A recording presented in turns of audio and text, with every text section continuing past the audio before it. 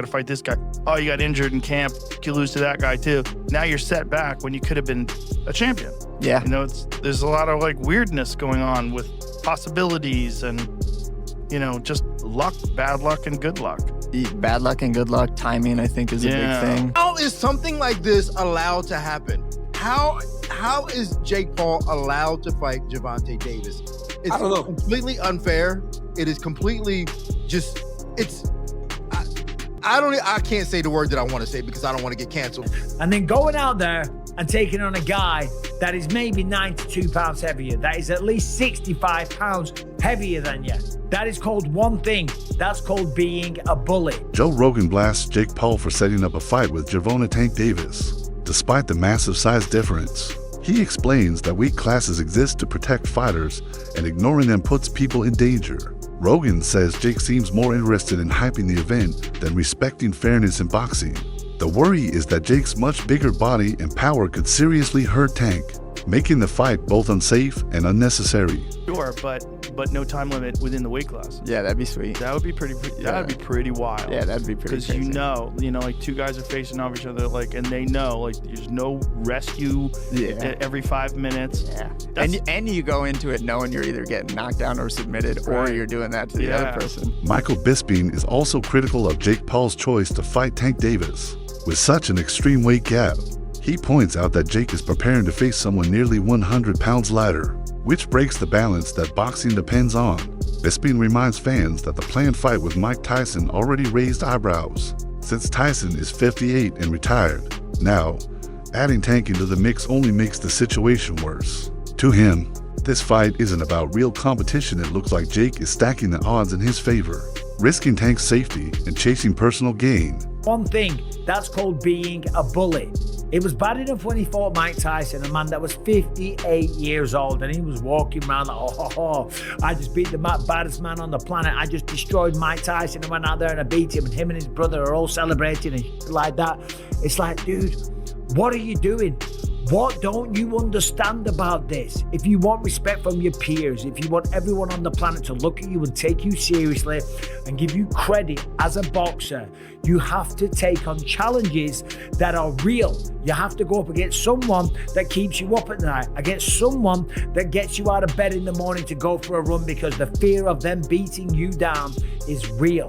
Not going up against someone that is so small. If you were to go up to this guy in a bar and try and start a fight with them, people would look at you and say one word: whoa, stop being such a bully, leave him alone. You are way bigger than this guy. And that's clearly what we have here. It is ridiculous. When you look at the tail of the tape, Gervonta Tank Davis, granted, a very, very skilled boxer, a world champion. He's had some great wins. He's had a tremendous career. He's got 28 knockouts on his record. I'm just looking at the tail of the tape here. 30 years old, Jake Paul, 28. Gervonta Davis is 5'5" tall, whereas Jake Paul is 6'1".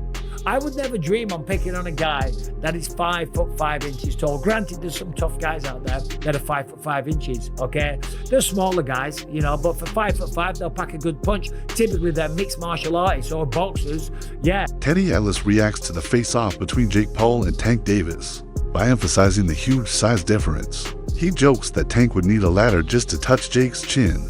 Atlas says that while differences in skill and style are normal in boxing, this case goes too far. Tank is simply too small to land shots effectively, which makes the matchup feel unfair and lopsided from the very beginning. Things, right? They should also have like the size of the ring, the size of the glove, all that stuff. Particulars should be in the contract, but I would probably look for one thing that is not the common thing to have in a contract if I'm Tank. A ladder. A ladder. Can I get a ladder? Somebody? You know what I mean? Hey, look, if he hits him on the chin the way he can punch, Jake might be doing a dance. You know what I mean? Not voluntarily either. But we'll get into that more later. The thing that I'm talking about right here is what you said. It was stark. The size difference was really, you couldn't ignore it. We understand the talent difference, the experience difference. We understand all of that.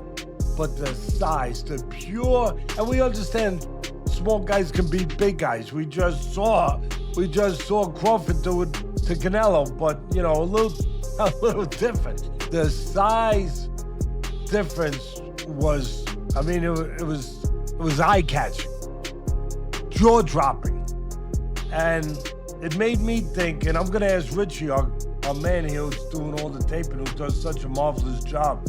I'm gonna ask him because I know he's an expert in this area.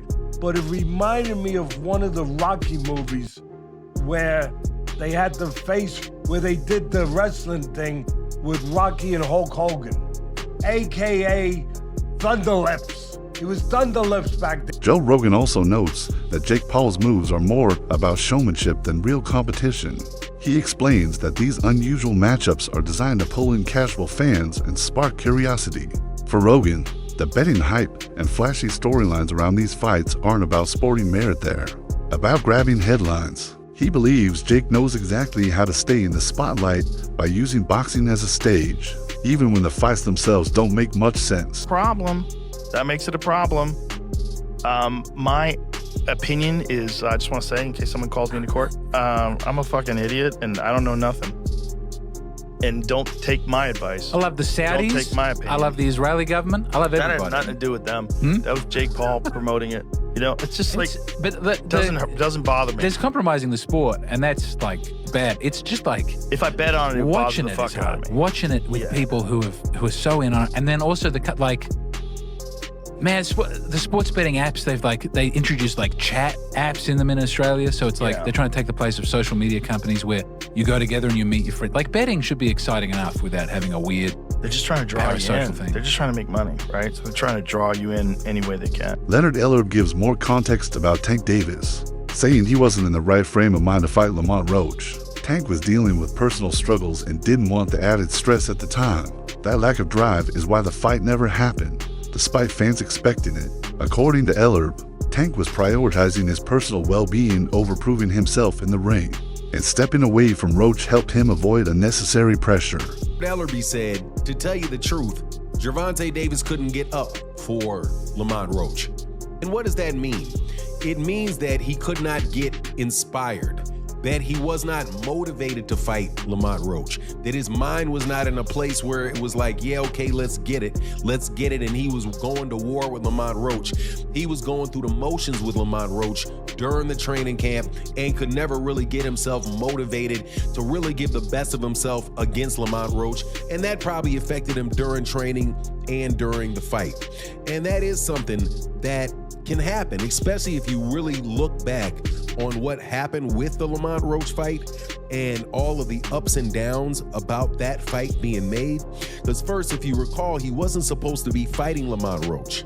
The person he was supposed to be fighting was Vasily Lomachenko. You know, the guy that everybody says that he doesn't want to fight, that he didn't want to fight. Gervonta Davis was up and prepared to fight Vasily Lomachenko. So it shouldn't surprise anybody that if he tries to make a fight with Vasily Lomachenko, that fight doesn't go through. Then he tries to make a fight with Lamont Roach. He can't get the fight done for Houston with Lamont Roach because there was all kind of venue problems and drama going on around Gervonta getting a venue in Houston. So they wind up eventually moving the fight to New York City and pushing it back even further.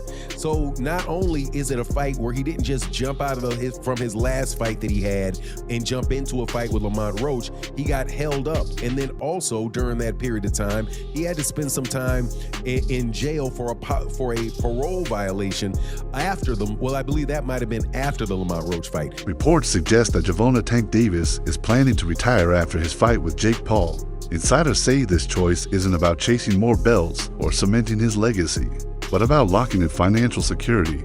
Many believe Tank agreed to this fight mainly because of the huge payday it guarantees, not because it pushes his career forward. Analysts also note that Tank has faced plenty of personal struggles and pressure lately, which may explain why he chose such a non-traditional matchup. In that light, the fight looks less like a career milestone and more like a smart business move to cash out before stepping away from the sport. What you make? Like, let's go band for band on what you make. Again, there's nothing wrong with Tank going to get his money, but let's all be clear that that's all the fight is for Tank.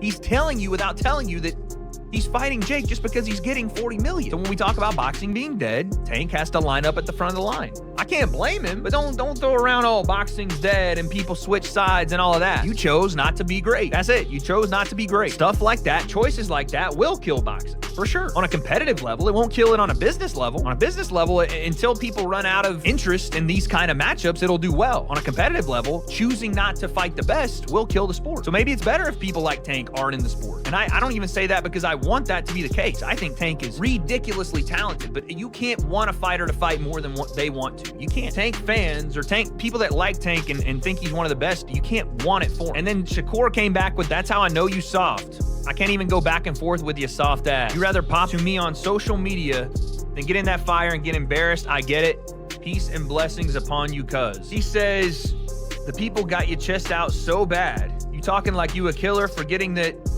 you the one that runs, bitch. I'll be bring the fight to you. This dude, a made-up character. Quote, blessings upon you. Clown-ass dude, wanna be Kevin Gates?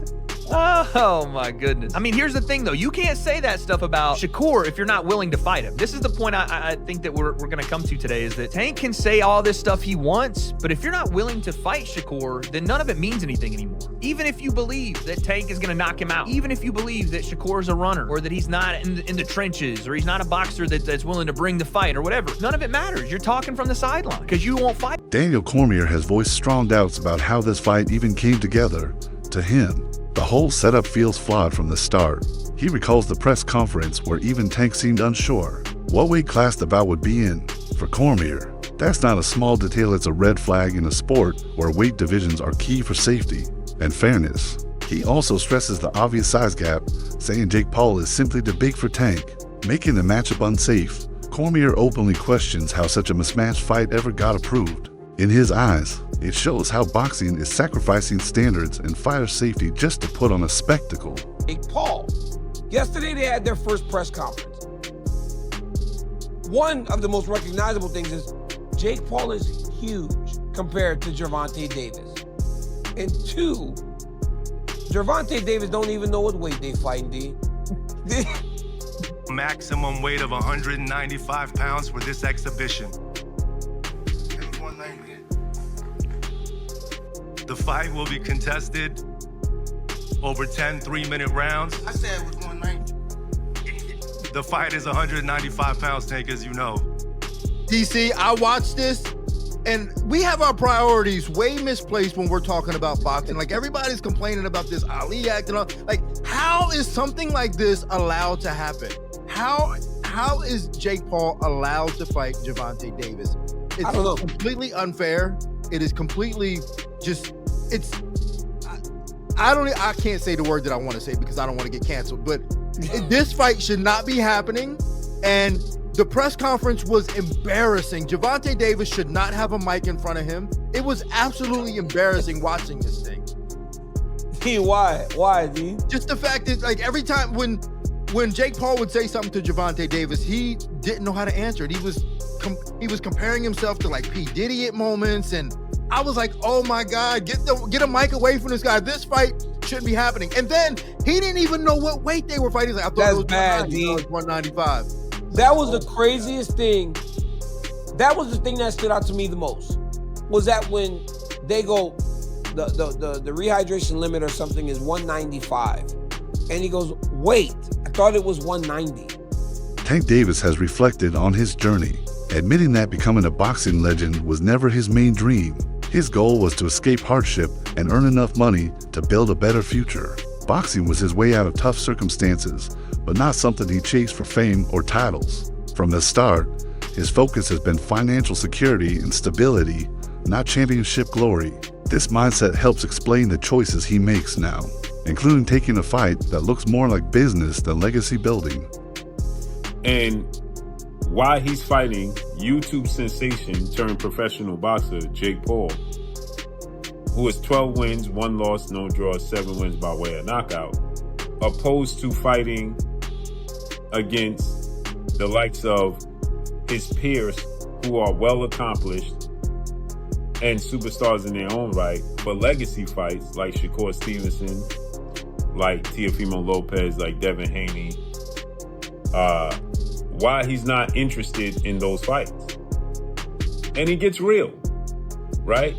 He gets real, and only thing we could do is salute it, right? Because he's saying, I never told y'all I wanted to be a world champion. I never told y'all I wanted to be undisputed. I got into this for myself and my circumstances to escape from my circumstances. And that's real. We can't blame him for that. We hold him in high regard because the statements he's made and misled people when he said he got a hit list that he wants to check off before he retires, and that hit list includes Shakur Stevenson, Devin Haney, Lomachenko, who turned down the fight because of a severe back injury. And then he told the world, he told Champside, it would be great for him to become undisputed. So I think that he had a change of heart at some point in time along the way, right? Showbiz the Adult gives Jake Paul credit for boosting boxing's visibility. He says Jake has a unique ability to draw in casual fans, spark conversations, and promote fights in ways that traditional boxing often struggles with. Many admit that Jake has opened new doors in terms of marketing and reaching wider audiences. Still, Showbiz highlights the criticism Jake constantly faces for how he manages his career. The biggest complaint is that he tends to pick opponents who are either too small, past their prime, or not true threats at his level. Boxing is going to sing his praises like a hero. Though Jake Paul is definitely appreciated by the boxing world when it comes to what he is giving to the sport, especially women's boxing, okay? I mean, it goes without saying that Jake Paul, an MVP, has added to the sport of boxing. But Jake Paul, the fighter, people are over his shit. There's a huge amount of boxing pugilists in the boxing community who's over his shit. And if Gervonta Tank Davis stops that, if he is the one who stops this whole train, knocking out Jake Paul, he will become a boxing hero. People will then say, now get the hell out the sport. And I'm talking about from a fighter's perspective. That's what they're going to say. Now, it's not going to go on either one of their official records because it's an exhibition. This pattern has left many boxing fans frustrated, since it clashes with the sport's tradition of fair and balanced matchups, according to Showbiz. This has fueled ongoing debate about whether Jake is helping boxing grow or damaging its reputation. He adds that if Tank Davis beats Jake Paul convincingly, it could put an end to these types of mismatched fights. In that case, Tank wouldn't just win the bout, he'd be celebrated as the fight. Optically, visually, seeing that go viral, and I mean go viral, and Jake Paul will never hear the end of it. Help you up. We're gonna see about it. Help you up. We're gonna see. Because Gervonta Tank Davis is not only a real boxer, he's a real boy. He's 5'5". He's a lightweight. Skills pay the bills. Let him knock out Jake Paul, give him Bambi legs, or knock him down. Gervonta Tank Davis, that moment will go viral, and he will be a far bigger, well-known boxer than he is today, and he will also be a hero. And that's the Black Two Sugars. That you guys don't want to admit it. Don't bull jive. Think about it.